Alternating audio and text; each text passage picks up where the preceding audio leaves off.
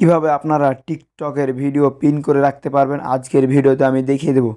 তো টিকটকের video pin করে রাখার মাধ্যমে টিকটকের ভিডিও কিন্তু ভাইরাল করা যায়। সাপোজ আপনি যখন একটা টিকটক ভিডিও পিন করে রাখবেন, আপনার যে ভিডিওটা ফেভারিট পছন্দ, যেটা সবচেয়ে বেশি ভিউ, দেখতে ভালো, সব দিক দিয়ে পারফেক্ট, সেই ভিডিওটা আপনি যদি পিন করে রাখেন তাহলে এখান থেকে ভিডিওটি ভাইরাল হওয়ার পার্সেন্টেজ বেড়ে যায়। যখন আপনার প্রোফাইলে অন্য আরেকজন ঢুকবে, যখন আপনার ভিডিও ক্লিক করবে, আপনার পিন করা ভিডিওটি ভালো, সে অবশ্যই বুঝতে পারবে যে এই ভিডিওটি ভালো, এবং সেই ভিডিওটি দেখার মাধ্যমে কিন্তু আপনার পরবর্তী যেসব ভিডিওগুলো আছে সেসব ভিডিওগুলো র্যাঙ্ক করার পসিবিলিটি বেড়ে যায়।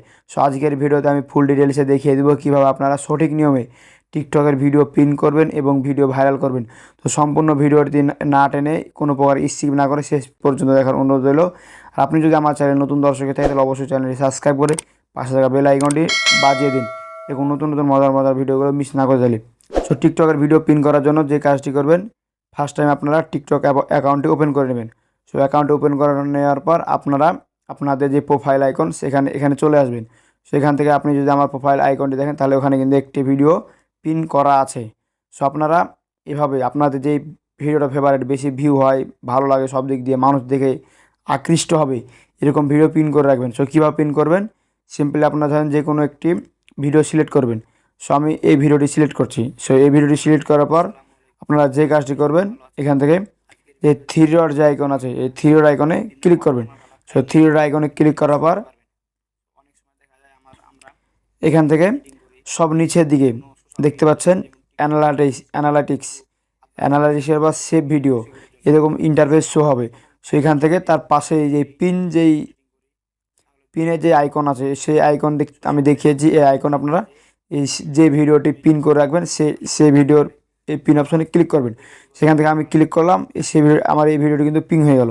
দেখতে পাচ্ছেন কী সুন্দরভাবে যে ভিডিওতে আমরা এখনই পিন করলাম সেই ভিডিওটি পিনেড হয়ে গেল।